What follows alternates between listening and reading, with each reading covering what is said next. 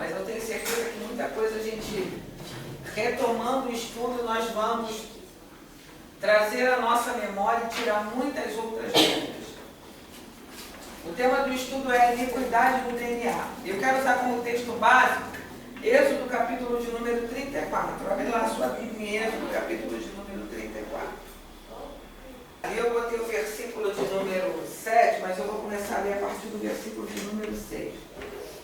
Pois o Senhor perante a sua face clamou: Jeová o Senhor, Deus misericordioso e piedoso, tardio em iras e grande em beneficência e verdade, que guarda a beneficência em milhares, que perdoa a iniquidade e a transgressão e o pecado, que ao culpado não tem por inocente, que visita a iniquidade dos pais sobre os filhos e sobre os filhos dos filhos até a terceira e quarta geração.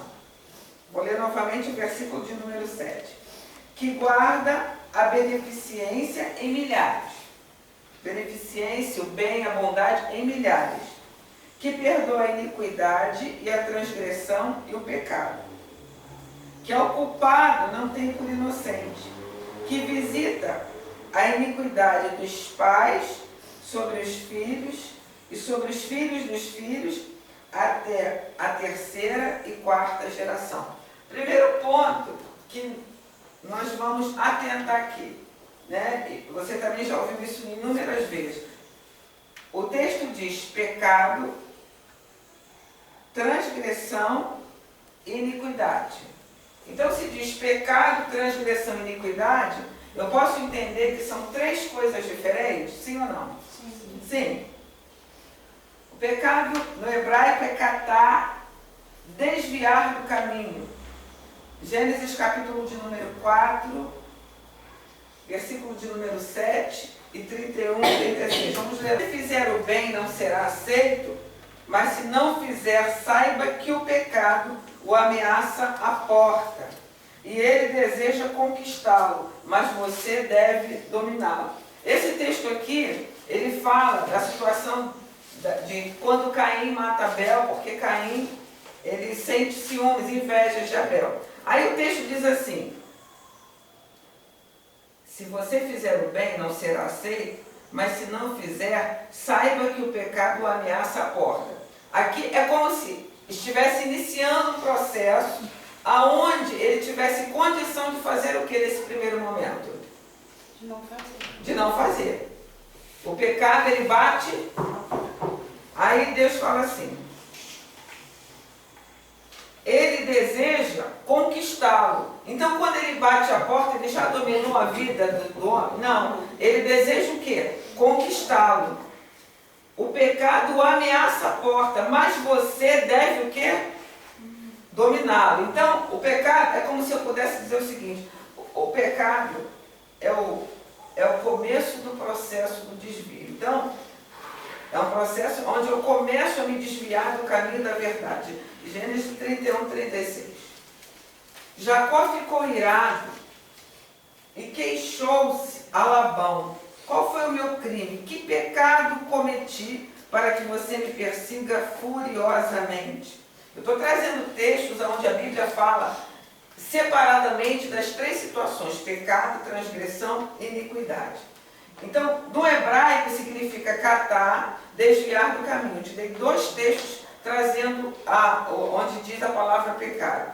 No grego significa amartia, errar o alvo, perder a marca, não alcançar a marca.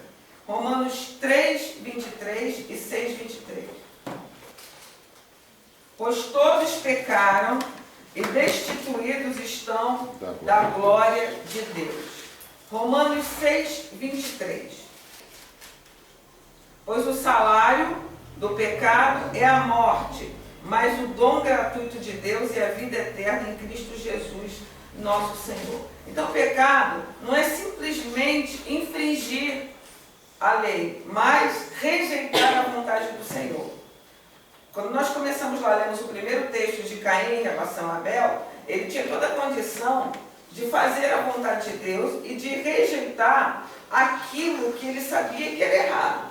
Então, é o primeiro processo, é como se estivesse iniciando, eu botei aqui, o ciclo do pecado, né? Tiago, capítulo de número 1, verso 13, onde nós vamos conseguir entender melhor o que nós estamos tratando aqui, para chegarmos na questão da iniquidade no DNA. Tiago, capítulo de número 1, versos 13, e ninguém sendo tentado, diga, de Deus sou tentado, porque Deus não pode ser tentado pelo mal, e a ninguém tenta, mas cada um é tentado quando atraído e engodado pela sua própria concupiscência. Depois, havendo a concupiscência concebido, dá a luz ao pecado, e o pecado, sendo consumado, gera a morte. Não sei se dá para você ver aqui, seria mais ou menos assim o ciclo do pecado. Primeiro vem a concupiscência, depois vem a sedução, vem a tentação, se ela encontrar espaço dentro de você, ela vai gerar o pecado, e o pecado consumado, ele gera o quê? A morte. Qual o exemplo que nós temos disso? Lá no Éden. O que aconteceu com Eva? Não morreu espiritualmente. Mas como é que foi o processo lá do Éden? A serpente, ela sugestionou. E aí aquilo começou a gerar algo dentro, um desejo dentro dela de consumar aquilo. Porque o que a serpente estava dizendo para ela? Olha só, Deus deu espaço para o seu marido, para Adão, mas não deu tanto, tá vendo? Limitou ele. E aquilo começou a gerar dentro dela o quê? Um desejo. O desejo de pegar e descobrir. Por que isso? E aí a serpente continuou falando, isso trouxe o quê? Começou a seduzir ela. E à medida em que ela foi sendo seduzida, gerou dentro dela uma tentação de fazer o quê? De pegar o fruto e comer. Até ali, ela já tinha consumado o pecado? Não. Ela começou no processo da concupiscência, foi seduzida e foi tentada. Naquele momento, igual a gente nós lemos lá na questão de Caim e Abel. O pecado bate, está te ameaçando na porta. Nesse primeiro momento, Eva poderia ter feito a escolha de fazer o quê? De não comer. De não comer.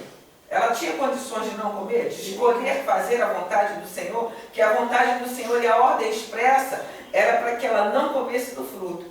O que ela faz? A tentação vindo, ela começa a levar você a fazer ou não. Você tem a escolha de fazer ou não. Uma vez que ela pegou do fruto e comeu, o que aconteceu? O pecado foi o quê? Consumado. O pecado consumado, o que aconteceu depois do pecado consumado? Morte. Ela recebeu a sentença, não é? Sobre ela, que se estendeu para a humanidade. Porque ela comeu, vieram todas aquelas consequências que nós lemos lá em Gênesis. Então, é mais ou menos assim que funciona. Então a gente está falando em primeiro momento do quê? Do pecado. Porque para eu falar da iniquidade, né, eu preciso primeiro entender como é que é o processo do pecado. E aí eu trouxe aqui esse errar o alvo. Eu sei o que eu preciso fazer, eu tenho um objetivo, eu tenho foco, mas a minha setinha vai para tudo quanto é lugar, menos para o alvo. Então, identificando o processo. O que é concupiscência? Eu falei lá de concupiscência no processo do pecado. É uma cobiça ilegítima e desordenada.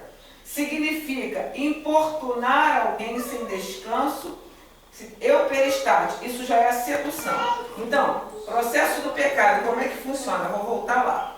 O ciclo do pecado começa com a concupiscência. O que é a concupiscência? É uma cobiça ilegítima e desordenada. Depois, qual é o próximo passo da continuidade da concupiscência? Chama-se o quê? Sedução. O que é a sedução? Significa importunar alguém sem descanso. Do hebraico, a palavra originária do hebraico é euperistate, que é igual a seduzir. Então, quando eu saio do processo da concupiscência, por causa a concupiscência, ela é uma cobiça. E de onde vem a sedução? Ela é gerada de acordo com a minha o quê? Naquilo que eu cobiço, eu sou o quê? Sugestionado. Naquilo que eu já desejo, eu recebo em cima disso o processo de quê? Da sedução. Se aquilo isso não vem do nada. Já existe dentro de mim uma inclinação, e a gente vai ver de onde vem essa inclinação. Já existe essa inclinação, já existe essa cobiça. E aí dentro dessa cobiça, eu sou levado ao processo da sedução. Aí vem alguém e começa o quê? Me importunar. Dentro daquilo que é uma cobiça ilegítima e desordenada dentro de mim. Ainda nesse processo, eu tenho como sair fora disso e me livrar disso? De que forma? De que forma? De que forma? Vou voltar lá. Concupiscência é uma cobiça. Essa cobiça está onde? Dentro de mim. E aí, dentro daquilo que eu tenho dentro de mim, eu vou sofrer o processo da sedução. O que é sedução? Ela é interna? Ela vem de dentro? Não. A sedução já é um processo que vem de onde? De fora. É alguém que vem, mediante a minha cobiça, ela vem me importunar sem descanso naquilo que já é uma fraqueza e uma inclinação minha. Terceiro passo. Tentação. O que é tentação? Tentar é induzir alguém a pecar. Do grego, a palavra grega é peirazo dokimazo. A serpente ataca a mulher no hemisfério cerebral direito. Isso é psicologia. No lado direito do cérebro é onde é o lado. A mulher ela é seduzida pelo quê? Pelo que ela vê. A mulher é inclinada, ela é mais quebrantada e mais direcionada a se inclinar por aquilo que ela vê, por aquilo que ela ouve. Então ela vai sofrer o ataque aonde? No hemisfério onde estão, no cérebro dela, todas as terminações que levam ela a esse tipo de inclinação. Então a serpente, ela começa falando com Eva, como? Seduzindo ela, conversando com ela. No caso de Davi, foi no hemisfério do lado direito. Por que no hemisfério do lado direito? O homem é tentado por aquilo que ele vê. Então, no caso de Eva, que é uma mulher, o ataque veio mediante aquilo que ela ouve. É verdade ou não é? A mulher, mediante aquilo que ela ouve, ela faz uma confusão. Não é assim? Nós fazemos. Mediante aquilo que nós ouvimos, aquilo que chega aos nossos ouvidos, por isso que diz que quem é dado a fazer fofoca, a fazer confusão na fala. É quem? É o homem? É a mulher. O homem se inclina e cai naquilo que ele vê. Não é assim? Por isso, né, que é complicado para os homens hoje estar em determinados lugares, em determinadas situações. Por quê? O ataque vai vir mediante a cobiça, como o homem é tentado por aquilo que ele vê, ele vai ser importunado mediante aonde é a fraqueza dele e aonde no hemisfério do lado direito, que é aonde estão as imaginações. Porque quando ele vê, ele começa o que? A imaginar. A mulher, ela começa a imaginar quando ela vê, Penha? Não. É quando ela o quê? Ouve. Está dando para entender? Davi, ele ouviu alguma coisa de Betseba? Não, ele simplesmente subiu no terraço e viu. Eva estava no jardim. Só o fato dela olhar para o fruto estava trazendo algum incômodo para ela? Não. Mas olhando para o fruto e ouvindo o que a serpente estava falando, aquilo começou a levar ela a entrar no processo de quê? De sedução. Depois da sedução, veio o quê? A tentação. Depois de ser tentado, qual é o próximo passo? Qual é o próximo passo? Primeiro é a cobiça, depois é a sedução. Depois da sedução vem a tentação. Depois da tentação gera o quê? Consome o pecado. Depois de consumido o pecado, o que o pecado faz? Ele traz o quê? Morte, que significa o quê? Separação. E aí, separação de Deus no primeiro momento dá o quê? Da comunhão. Esse é o processo, é o ciclo do pecado. Se parasse aí, estava bom. Estava menos mal, para não falar bobagem. Aí nós lemos lá, voltando para Êxodo, que existe o pecado, existe a transgressão, e existe o tema da nossa aula, que é o quê? A iniquidade. Eu já entendi como funciona o pecado, não já? Qual é o próximo passo? É o que? A transgressão. O que é transgressão? Transgressão do hebraico, a palavra hebraica é pesha, desviar-se voluntariamente. Tem diferença para o pecado? Tem. Porque o processo do pecado, ele começa o quê? Eu tenho uma cobiça legítima e eu sou levado, induzido. Mas na transgressão é assim?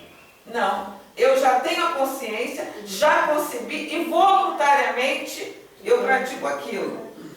No Novo Testamento, o verbo aparece em aramaico e significa ser morno e insípido. Vou voltar. Transgressão no hebraico, pesha, desviar-se voluntariamente. No grego, é paraibano, sair dos limites permitidos. Me dá um exemplo de sair dos limites permitidos, humanamente falando, aqui no nosso contexto natural, na Terra. Sinal de trânsito. Sinal de trânsito. Ficou vermelho, não posso ultrapassar. Eu sei que não posso, mas se eu continuar, eu estou fazendo o que com a lei? Transgredindo. Porque eu fiz aquilo, porque eu fui induzida a fazer? Diferente do pecado. Eu fiz aquilo de que forma? Voluntariamente. Uma via que diz que eu só posso andar 90, porque tem radar. Se eu andar 120, eu estou fazendo isso sem consciência? Não, estou fazendo de forma o quê? Voluntária. Isso é transgredir. Isso é transgredir. E a iniquidade, que é o tema da nossa aula? No hebraico significa avon, só que ela já é mais profunda. Ela significa maldade, erro e injustiça. No grego é adikia, injustiça, anomia, sem lei. No hebraico também significa avá, distorcer, inclinar. Então, o que é a iniquidade propriamente dita? É o produto do pecado. Que a gente entendeu que é pecado. Não confessado e reiterado. Quando eu já estou no reiterado, eu já estou falando de que processo? De quê? Da transgressão. Então, vamos lá. Pecado, transgressão e iniquidade. Eu entendi o que é pecado, eu entendi o que é transgressão, agora eu vou entender o que é iniquidade. A iniquidade é o produto do pecado. Ela começa onde? No pecado. Mas no pecado não confessado, e quando eu não confesso, eu já começo a me desviar voluntariamente. Me desviando voluntariamente, eu já entrei em que processo? Da transgressão. E aí, quando eu entro já nesse ponto, eu já entro numa condição de deformidade. Então, é o produto do pecado não confessado, reiterado, que virou uma transgressão e que deforma o ser. Aí já entrei na iniquidade integral. E se transfere às gerações seguintes como inclinação e tendência. A iniquidade, ela é algo diferente do pecado. O pecado, nós não herdamos, mas a iniquidade, que é a tendência e a inclinação, ela é herdada. Por isso, o tema do nosso estudo é iniquidade no DNA, porque nós estamos falando de algo que se transfere geracionalmente. Nós herdamos o pecado? Não. Nós herdamos a inclinação, nós herdamos o proceder, nós herdamos aquilo que é repetido, que se torna algo corriqueiro e que pode ser transferido às gerações seguintes. Então, aonde eu preciso matar, se eu posso assim dizer, a questão dessa iniquidade se manifestando na minha vida e lembrando que ela pode ser transferida geracionalmente. Onde é que eu mato isso? Onde é que eu elimino isso? Onde é que eu acabo com isso? Onde? Se eu entendi o ciclo como funciona, aonde é que eu começo a resolver essa questão? No pecado. E de que forma? A Bíblia diz que todos pecaram e destruídos foram da glória de Deus. O pecado não é algo que eu faço num primeiro momento, eu posso fazer de forma não voluntária, passar por aquele processo do ciclo do pecado. Mas quando eu identifico que isso está acontecendo, o Espírito de Deus, ele me mostra. E aí o que eu tenho que fazer? Não pecar, não conceber. Agora, se eu concebo e continuo concebendo, eu entro no processo da transgressão e para a iniquidade isso é o quê? Deu para entender? A gravidade de quem fica pecando, pecando, pecando, pecando, pecando, sabendo já que está pecando, e aí já está transgredindo, porque eu sei que é errado, e daqui da transgressão é um pulo para a iniquidade. Então, iniquidade, o que é iniquidade? É algo que pode ser transferido geracionalmente. Vamos dar um exemplo na Bíblia, no Antigo Testamento. Abraão, uma mentira, uma mentira. Quem foi que deu continuidade a essa mentira? Isaac E Jacó. Raabe, ela fazia parte de que linhagem? Ela entra na genealogia de Jesus e quem descendeu dela foi o rei Davi. Raabe era o quê? O que Davi fez?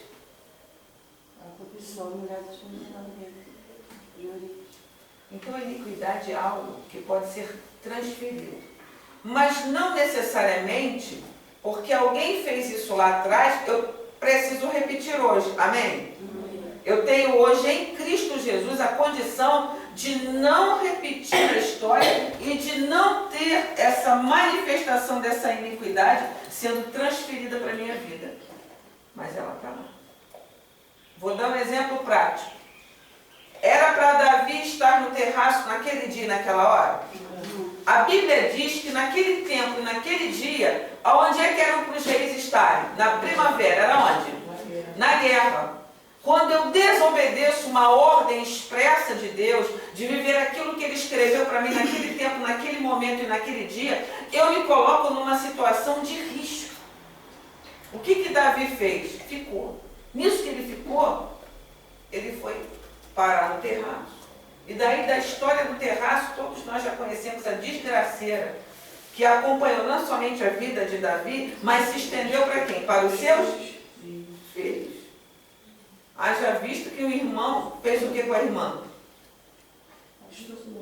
Abusou da irmã. A história dos filhos de Davi, você olha, e o que você vê na história dos filhos de Davi? Só desgraça. Mas pastora, Davi não era um homem segundo o coração de Deus? Sim, Deus falou sobre ele a esse respeito o tempo todo. Mas o fato, presta bem atenção, não é o fruto que vai te manter livre e longe do pecado. É o quanto você leva uma vida de santidade. É o quanto você se protege espiritualmente falando. É o que as pessoas não atentam. O fruto é necessário? O resultado, você está ativo, está fazendo algo, mas isso não te livra da iniquidade no DNA. Isso não te livra. Se fosse assim, muitos homens e mulheres de Deus não cairiam. Muitos que estão fazendo uma obra frutificando e prosperando, não teriam uma vida lá no final de desgraça. E você vê que quanto mais produz, o risco de queda, se não estiver levando uma vida de santidade, é muito o quê? Muito mais. Então entende que a questão da santidade é algo que não tem nada a ver com a frutificação, com o resultado do que você está recebendo financeiramente, com o que você está pregando e ganhando almas, com o que você está ministrando. A santidade é algo que diz respeito a você. Diz respeito à sua intimidade com Deus, é uma proteção, entende? Eu vejo a santidade como uma proteção, uma blindagem para a minha vida de uma maneira íntima e pessoal.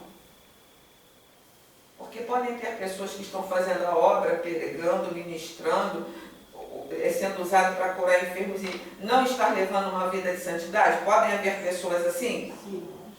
Podem haver pessoas assim que pregam, que oram, enfermos são curados e não estão cuidando da sua santidade. Daí a pouco o negócio vai dar ruim. Esse é o grande perigo. Então, nós entendemos que o pecado ele é transferido. O que o meu pai faz, peca, é transferido para mim? Não. Então, eu estou sendo clara, eu não transfiro o meu pecado para ninguém. É algo pessoal. Mas eu disse aqui que a deformidade, que é o resultado da iniquidade, ela sim pode se transferir às gerações seguintes. De que forma? Como inclinação, é o proceder e uma tendência. Vamos dar um exemplo real. Questão da homossexualidade. Eu desafio qualquer um. Todas as pessoas que sofrem a questão da homossexualidade, tem alguém na família que abriu a porta e transferiu isso para as gerações seguintes. Todos, pode procurar todos. Todos. Já cuidamos de fatos reais. Não tem ninguém, tem alguém. Não tem ninguém, não tem ninguém, tem alguém. Não tem ninguém, não tem ninguém, tem alguém. Aí, no final das contas, a gente até entende que é algo que quando a pessoa ela tem a consciência do que fez, ela, de fato, quando ela vem para a luz, ela sente o quê? Por aquele ato praticado, por aquilo que ela viveu. Vergonha. Só que essa situação que ela viveu foi transferida para as gerações seguintes. Pode até ter uma geração em que aquilo ali fique como se tivesse, como é que eu vou dar o exemplo? Adormecido. E aí não se manifesta naquela geração, por quê? Porque as pessoas que estão ali, aquela pessoa que está ali, aqueles que estão ali, buscam a Deus, não querem, estão se esforçando, ou até não aceitam isso para a sua própria vida, então aquele mal não consegue se manifestar. Fica no estado que a gente chama, na medicina, de estado que a doença está ali, mas está no estado o quê? Latente. Está ali, mas não se manifesta. Chega na geração seguinte, vem alguém e apresenta isso. Então, a iniquidade é algo muito sério. E nós vamos ver no decorrer do estudo que não somente espiritualmente, mas os cientistas comprovam que é possível se transferir algumas tendências e inclinações. Isso é confirmado pela genética. Alguma dúvida até aqui? Então vamos lá. Entendendo melhor a iniquidade, ela designa o pecado em toda a sua extensão. É um poder, presta atenção no que eu estou dizendo. Eu estou dizendo que ela é um quê? Poder. Presta bem atenção. Contrário a Deus. No Velho Testamento se assinala como a condição interna do coração do homem. Abre no Salmo 50, versículo de número 2.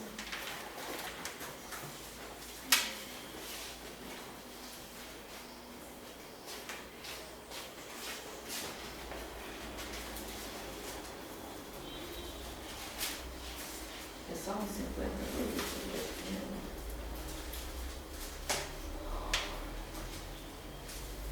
não é Salmo 50 das suas, deixa eu ver se é 51, desculpa.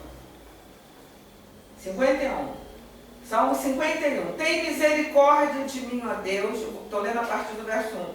Segundo a tua benignidade, o salmista Davi dizendo, apaga as minhas o quê? Segundo a multidão das suas misericórdias. Lava-me completamente da minha iniquidade e purifica-me do meu pecado. O que o salmista Davi está pedindo aqui? Ele pede para Deus apagar as transgressões dele, purificar ele do pecado dele e lavar ele completamente da iniquidade. Porque eu conheço, verso 3, as minhas transgressões. Ele diz o quê? Que as transgressões dele, ele sabe quais são. Eu conheço, tenho consciência do que tenho feito. E o meu pecado está sempre diante de mim. Contra ti somente pequei. E fiz o que a teus olhos é mal, para que sejas justificado quando falares e puro quando julgares. Eis que iniquidade fui formado, e em pecado me concebeu a minha mãe. Olha o que ele diz. Eis que em pecado fui formado. A formação que ele está dizendo aqui é o quê? Que formação é essa? Quando ele foi o quê? Gerado. Por que ele está dizendo que em pecado, em iniquidade ele foi formado? Imagem de errado. Porque eu estou falando do quê? Que a iniquidade, ela é o quê? Ela é o quê? Transferida. Então, ele disse que ele foi formado porque já no DNA dele, já havia lá adormecido o quê? A transferência do proceder de adultério, de prostituição, mas não necessariamente ele precisaria viver isso. Isso é ativado a partir do momento em que eu estou no lugar errado, na hora errada, fazendo aquilo que eu não deveria fazer. Está lá. Quando eu me coloco numa posição de risco, isso é o quê? Ativado. Por isso que existem lugares que tem pessoas que jamais poderão estar. Jamais poderão estar. Tem coisas que não dá para você fazer, esquece. Entende porque para um é de um jeito e para outro? Mas fulano faz. Você tem a mesma história de fulano? Você sabe qual é a história geracional de fulano?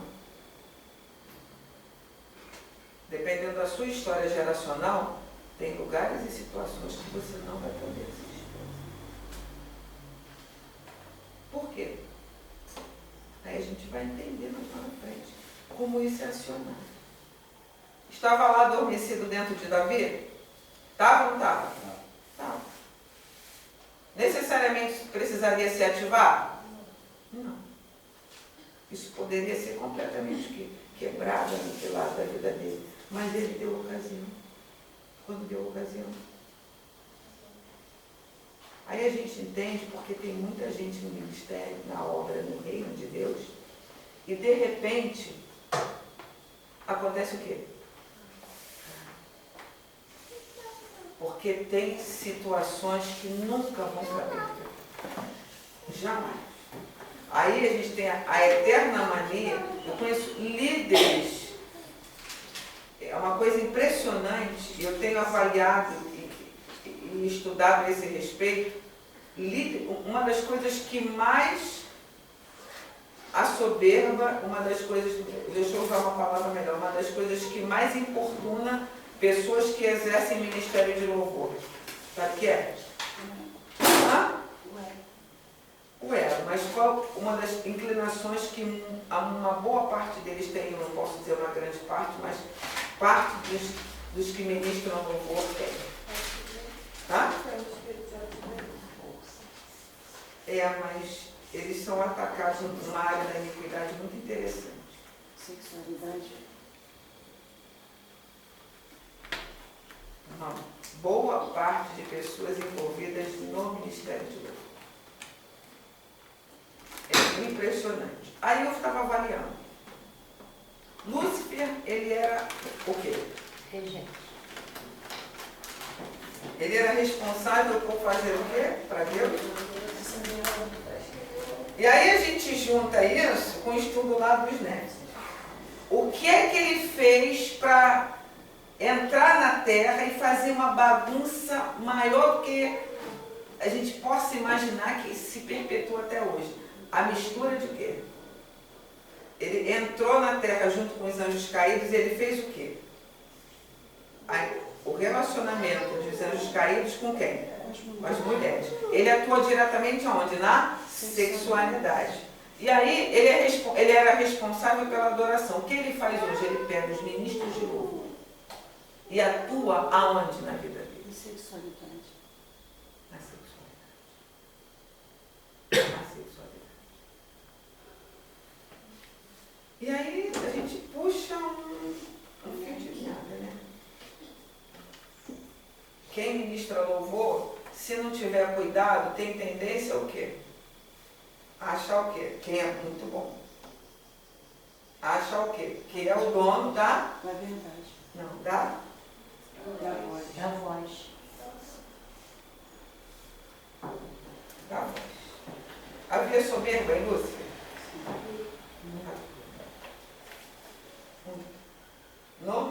graças a Deus aqui não é assim, ministros de louvor gostam de se submeter à autoridade pastoral?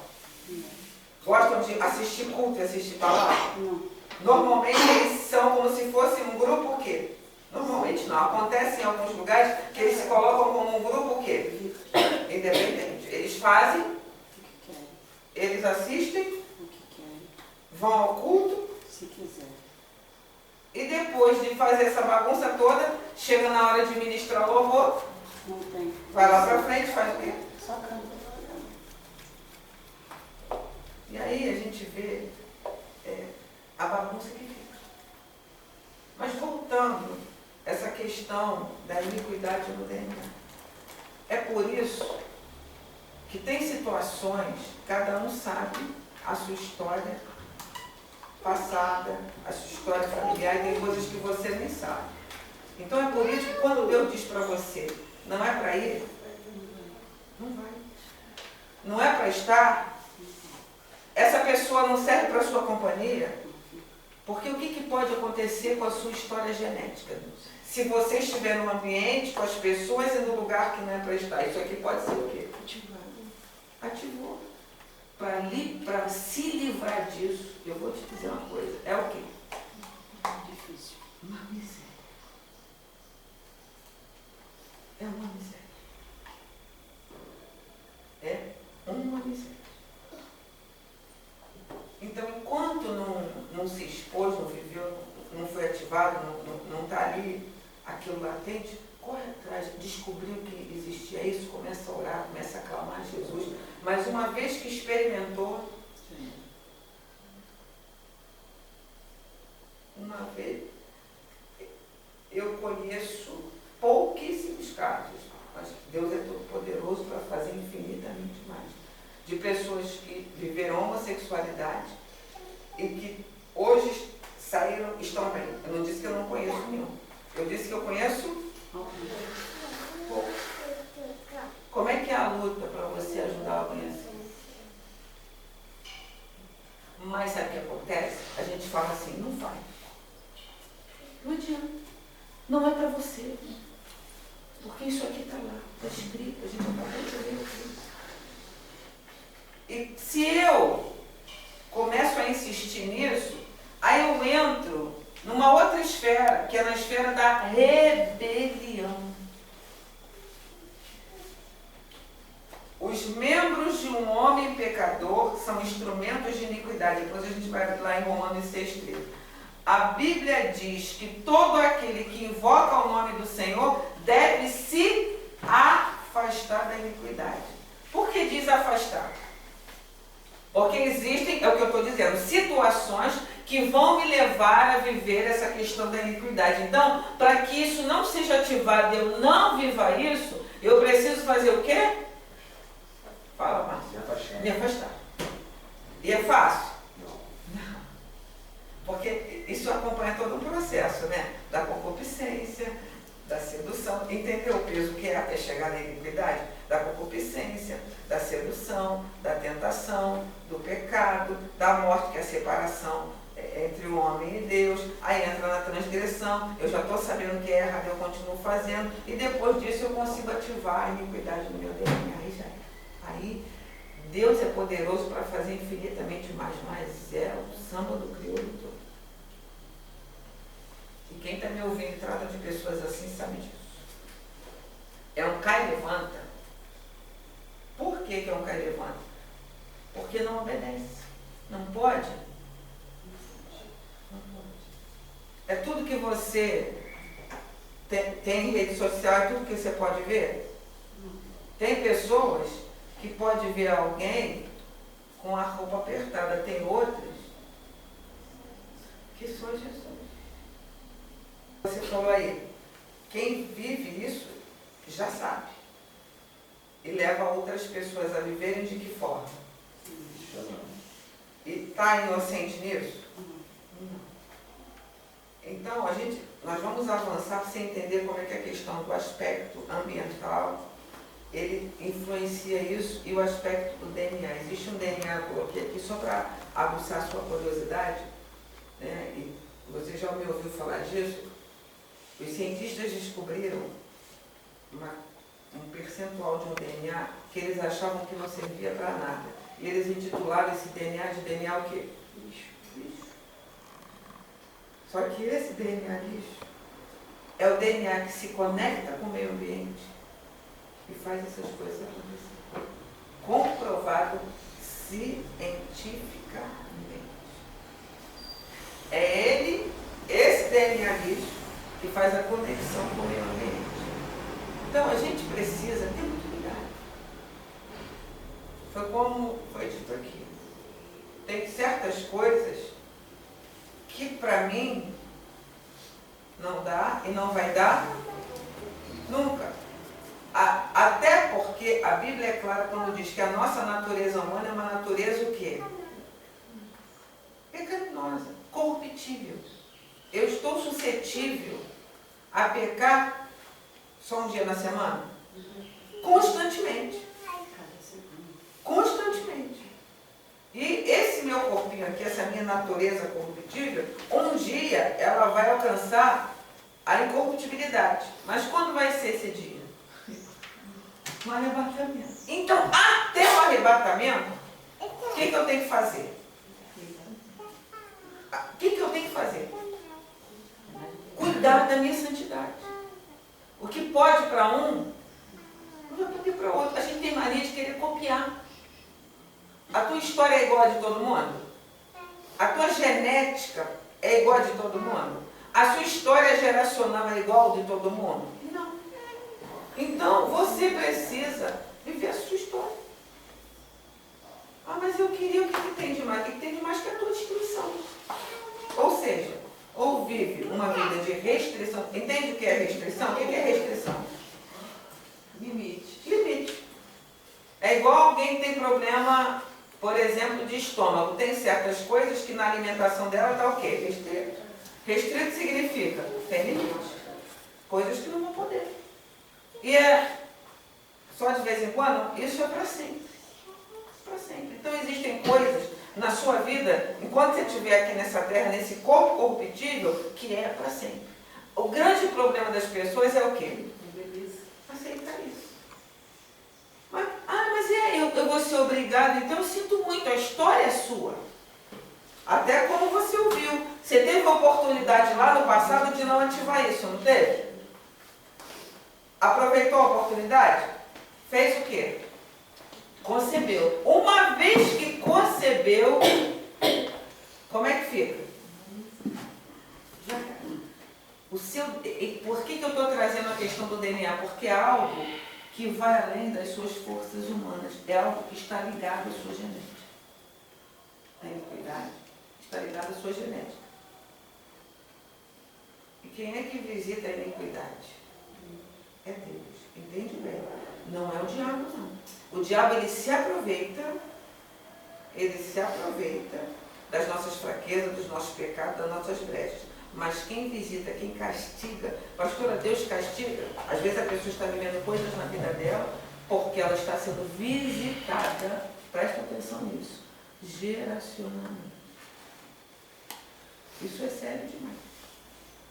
A vida dela não alavanca, a história dela não avança porque ela está vivendo uma história de quê? Ela é obrigada a continuar vivendo isso? Não. Ela pode se livrar disso? Pode. Independente de quem abriu a porta lá atrás, ela pode levar sim uma vida, independente da linha geracional que ela faz parte, uma vida livre de iniquidade? Pode, porque Deus é todo poderoso. Para quebrar esse cordão umbilical que liga ela às gerações passadas dela e faz com que essa iniquidade seja alimentada. O Espírito de Deus, ele pode fazer uma cirurgia. Aí a gente entra na questão do que Jesus disse para Nicodemos. O que Jesus disse para Nicodemos é mais profundo do que a gente possa imaginar. Necessário vos é o quê?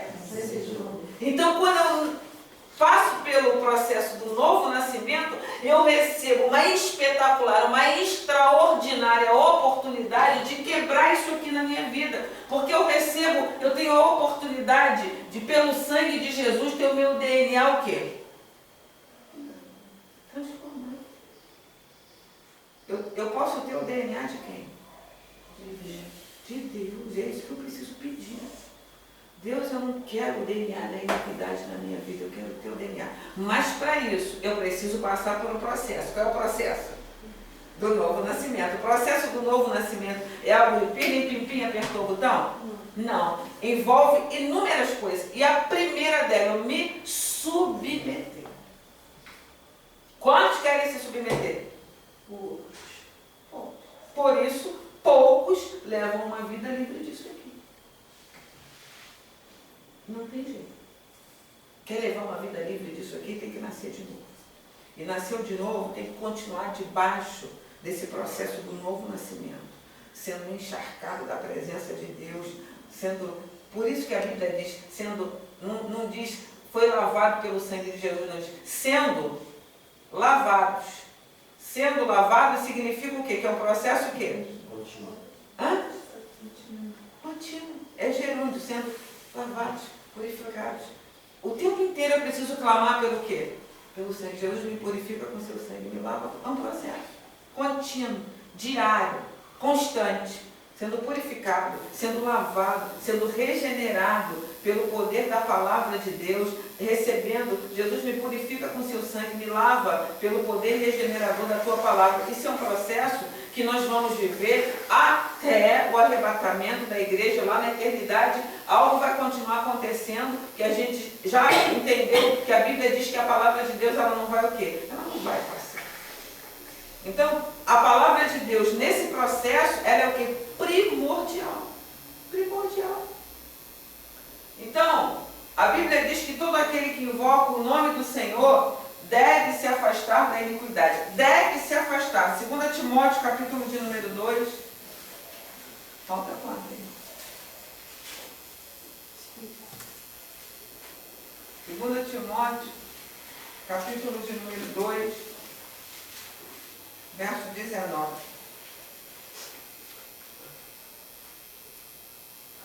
Todavia, o fundamento de Deus fica firme tendo esse selo. O Senhor conhece os que são seus.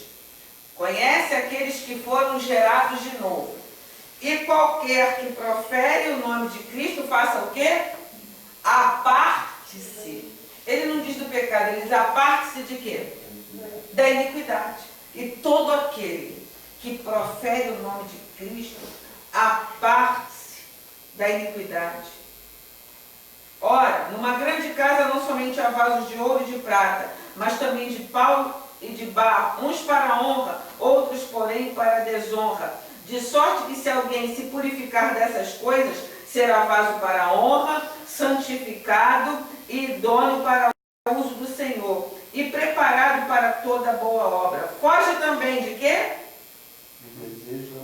Ele diz o quê? Foge. Fugir é o quê? O que eu entendo quando diz assim, olha, Márcio, foge. Você vai ficar andando assim? Foge. Pastora Denise, está vindo mal, foge. Ela vai ficar, onde? Você vai fazer o quê? Mil no porco, não vai nem olhar para trás. Foge. Significa o quê? Ó, tem perigo à vista. Mil no porco, vai embora. Você vai ficar olhando, mas o que é? O que vai acontecer se você ficar olhando? Ó, está vindo aí uma perseguição terrível, estão vindo atrás, tudo armado. Foge. Você vai olhar para trás e vai dizer, de onde que está vindo? Que arma que você vai fazer isso? Só se for de repente, mas infelizmente é muito difícil que às vezes faz um papel desse. A Bíblia diz, foge dos desejos da mocidade. Ou seja, daquilo que você lá no passado achava que era certo, mas com o amadurecimento, com a maturidade espiritual, você entendeu que aquilo não era o quê? Pela palavra de Deus, não era bom para a sua vida. Então a Bíblia diz que dessas coisas você tem que fazer o quê? Fugir. Significa o quê? Que, aí é que eu não entendo. Não, mas uma vez que eu fui liberta, eu posso estar num ambiente como esse. É isso que está escrito? Está escrito para você o quê? Não estar lá, para você fugir, para você sair fora. Ah, mas eu vivi uma vida eu bebi, eu fumava, mas agora isso não me afeta mais. Eu posso estar sentado lá no meio dos meus amigos, eles fazendo tudo isso, e vai estar tudo bem. Vai estar tudo bem? Claro que não vai estar. Primeiro, que quando você é transformado, esse ambiente já não te faz mais o quê? Ele não te cabe mais. Se você se coloca num ambiente como esse, você está se colocando numa situação de quê? De risco. Mas adianta falar para as coisinhas de Jesus?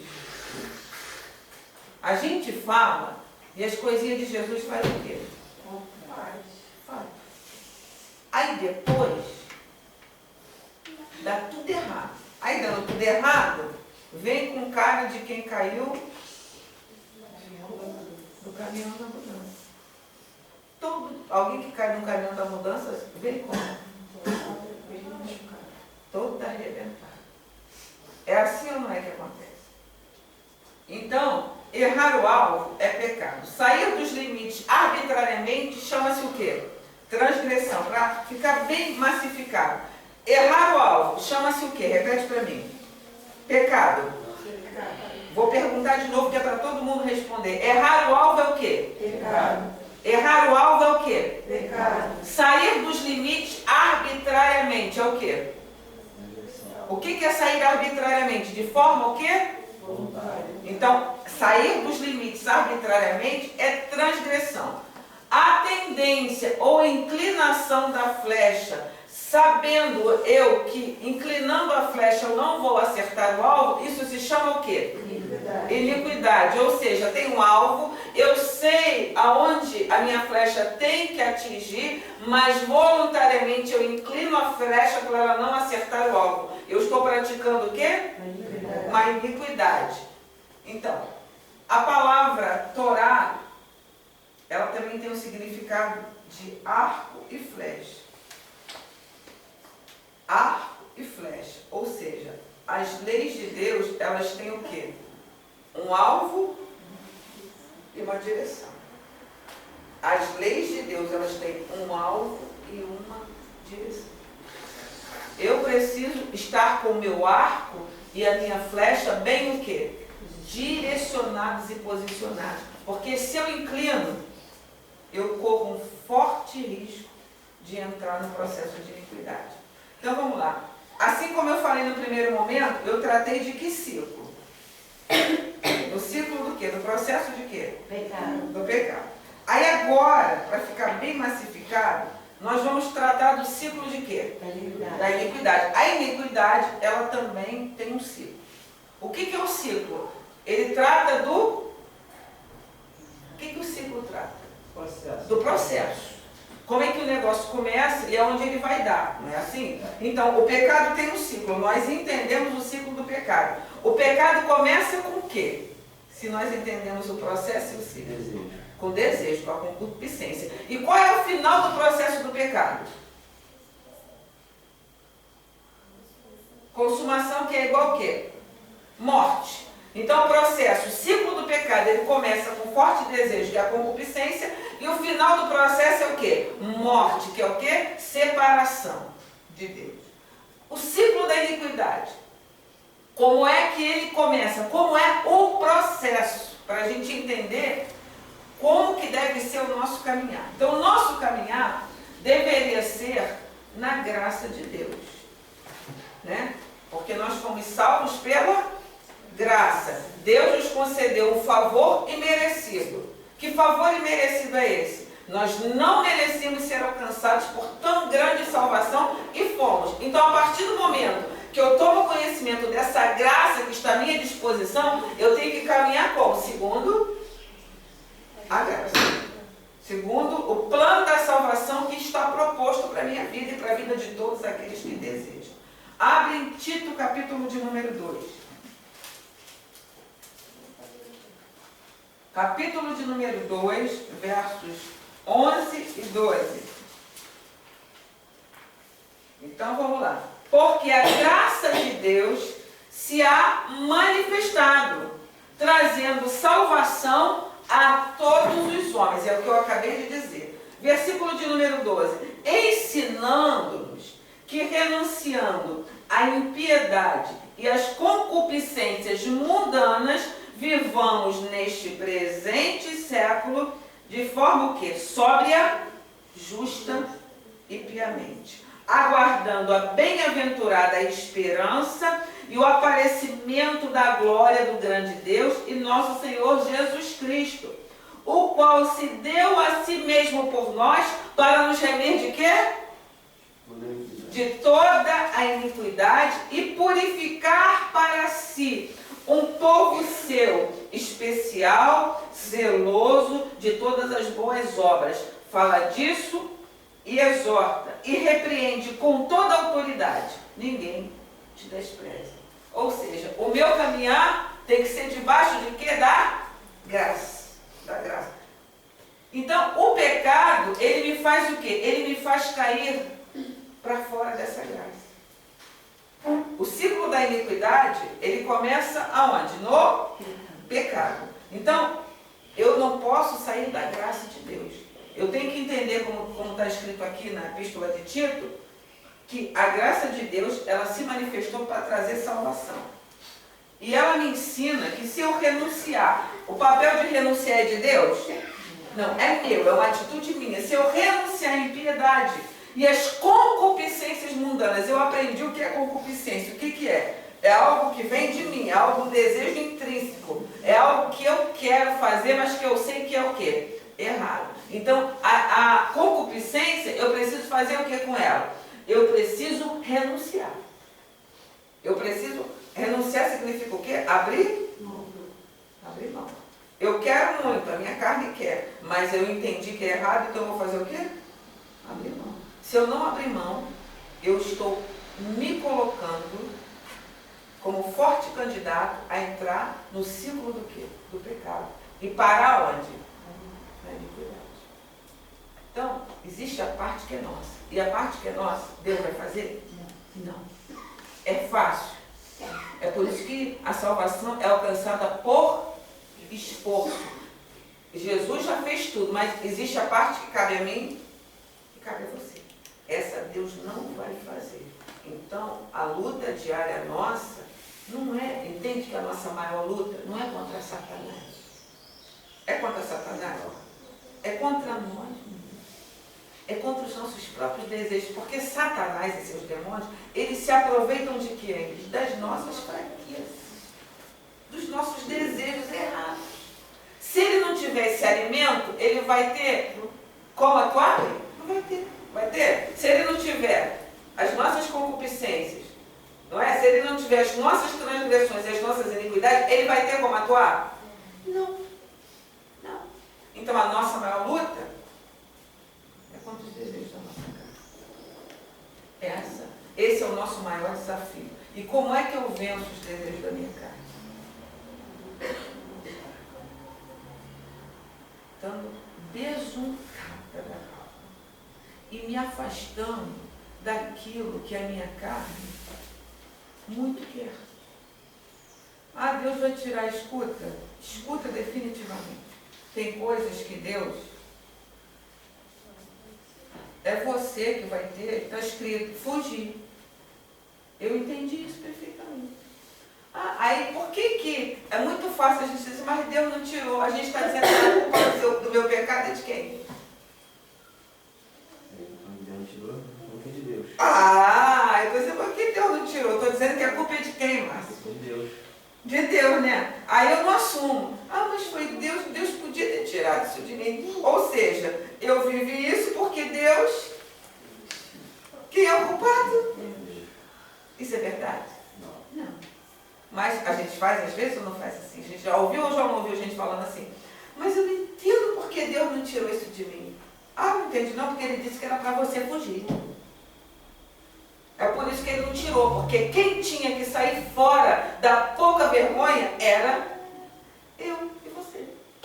A gente não saiu porque a gente queria fazer. E aí a gente queria fazer e arrumou atenuante. Aí a gente fez e disse, mas Deus não tirou. Ah, nós é que não fizemos a nossa parte. Então, para se livrar disso, nós temos que participar desse processo ativamente. 1 de João 5 e 6.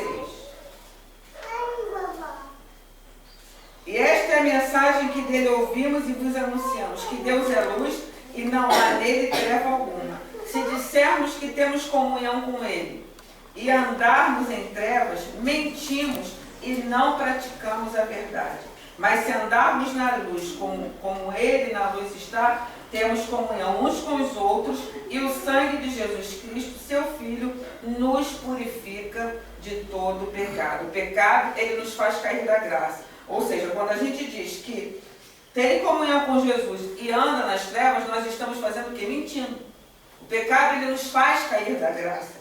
Mas se nós andarmos na luz como ele andou, nós temos comunhão e o sangue de Jesus nos purifica de todo o pecado. Provérbios 28, 13. O que encobre as suas transgressões jamais prosperará, mas o que as confessa e deixa alcançará misericórdia. Então, basta somente confessar o pecado? Você tem que confessar e deixar. Jesus falou para aquela mulher que foi pega em adultério: onde é que estão os teus acusadores? Né? Não tem mais ninguém aqui. Mas agora vá. Bastou somente ela não ter sido apedrejada. Jesus falou: está perdoado. Mas uma coisa você vai ter que fazer. Você está sendo liberada, mas não está sendo liberada para fazer tudo de novo. Agora você vai livre, na condição que eu te dou hoje, mas não faça mais isso. Ou seja, se eu voltar a praticar, aí a gente está estudando aqui, eu vou entrar em que linha? Em que processo? Da transgressão. Agora vá e não peques mais, não transgrida mais, porque a partir de agora você está tendo a plena consciência e recebendo toda a condição para não levar mais essa vida de pecado. Então agora você vá e não peques mais, porque se você pecar, você vai entrar no processo da transgressão e a transgressão vai te levar para a iniquidade. Transgressão nos tira da lei. Rebelião, insistir no mesmo pecado, cauteriza e vira uma condição. Inicia uma ação chamada pecado, vai virar uma condição chamada transgressão. Ou seja, o pecado é uma ação. A transgressão, ela já se tornou o quê? Uma condição. Eu estou condicionado a fazer aquilo. Então, inicia no pecado, a iniquidade, ela inicia no pecado, vira uma condição chamada rebelião, que é a transgressão, e aí sim a minha consciência fica cauterizada por vários pecados e produz uma deformação chamada o quê? Iniquidade. Nós vamos parar por aqui. Então aqui eu botei essa fotozinha. Cuidado para que você não caia do quê? Da graça. Porque nós lemos lá em Tito que a graça foi o favor imerecido que nós alcançamos, e ela nos dá condição de renunciar a toda impiedade, renunciar a toda concupiscência e viver de forma justa e correta aqui nessa terra, levando uma vida de santidade. Então, eu tenho tudo que eu preciso para não viver isso aqui? Eu só não vivo debaixo da graça de Deus se eu não quiser. Então, é muito sério isso. É muito sério. Então, a culpa disso aqui não é de Deus. Também não posso sair culpando meus antepassados, porque eles também vieram de outro processo. Eu preciso hoje, entende como o nosso papel hoje é muito importante, não permitir que através de mim isso seja transferido para as próximas gerações. Eu tenho um papel fundamental hoje, não deixar que isso seja transferido para as gerações seguintes a partir de mim. Então, em Deus, eu tenho todo o poder e autoridade para quebrar esse ciclo da iniquidade na história minha geracional. Os meus netos, necessariamente, não precisarão viver isso aqui. Mas depende de quem? Eu posso ser participante ativamente disso. Se eu não quebrar, então eles vão estar fadados a viver isso, eles podem não viver, dependendo da escolha deles. Mas se eu puder fazer com que isso não seja transferido a partir de mim, misericórdia. Por isso que o diabo nos odeia tanto, por isso que o diabo nos bombardeia tanto, para a gente desistir das coisas de Deus, desistir da palavra de Deus e levar a coisa de qualquer maneira.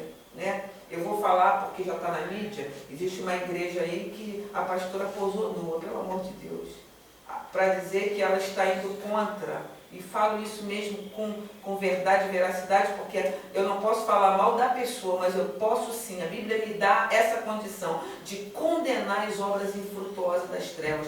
Você se dizer uma serva de Deus e posar pelada, primeiro, que posar nu não é para servo de Deus. Eu quero desafiar a serva de Deus que diz para mim que a Bíblia te dá a condição de você mostrar o teu corpo em rede social.